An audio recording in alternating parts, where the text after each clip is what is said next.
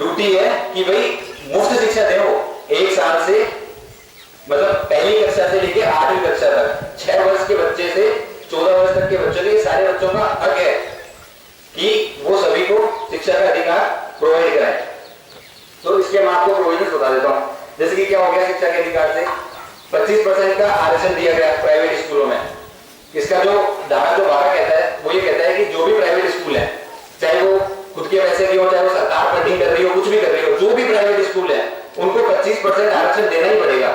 अब इसके जो क्राइटेरिया, मतलब इनमें कौन कौन लोग आरक्षण मांग सकते हैं 25%, तो उसके क्राइटेरिया मैं कहूंगा जो 25% वाले पैम्फलेट है वो दे दें भाई लोगों को।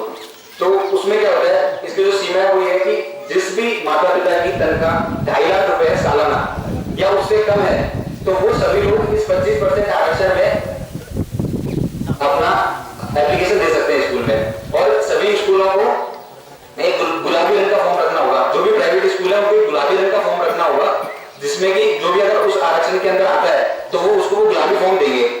अब आप मान के चलो कि जैसे कि पहली कक्षा है, पहली कक्षा में मान लो 100 बच्चे की है उनकी कैपेसिटी ना स्कूल वालों की, भाई पहली कक्षा में हम 100 बच्चे रखेंगे, तो अब उनको 100 में से 25 सीटें तो गरीबों के लिए रखनी ही पड़ेगी। अगर मान लो सीटें 25 इस आरक्षण के तहत, और अगर मान लो फॉर्म आ गया 50 फॉर्म आ जाते हैं ना, तो अब ये जाता होगा तो इसके लिए वो क्या करेंगे, लॉटरी निकालेंगे। जैसे कि उसके अंदर लॉटरी के अंदर जिसकी जो शिक्षा समिति होती है ना, जिसके हेड स्कूल के माता पिता वो सब उपस्थित होंगे, जिससे लॉटरी निकलेगी, ताकि कोई भी धांधलेबाजी नहीं हो, ताकि किसी भी प्रकार की कोई भी धांधलेबाजी नहीं हो उसमें। तो एक बड़ा सा बच्चा लेके सारे फॉर्म उसमें डाले जाएंगे और फिर उसके अंदर एक एक करके उठाए जाएंगे। जो भी 25 जने निकल जाएंगे उसमें तो उनको वो आरक्षण दे दिया जाएगा, ताकि लोगों के दिमाग में ये नहीं रहे कि भाई उनको दे दिया होगा, उनको दे दिया होगा। तो ये तो होगी ये बात।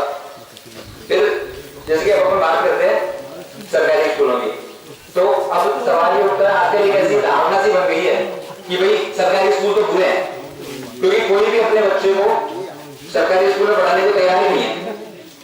अब अपने पास मेन जो 3 सवाल खड़े जाते हैं कि वाकई में सरकारी स्कूल बेकार है क्या, और क्या अपने देश में इतनी प्राइवेट स्कूल है कि वो सभी बच्चों को पढ़ा सकेंगे।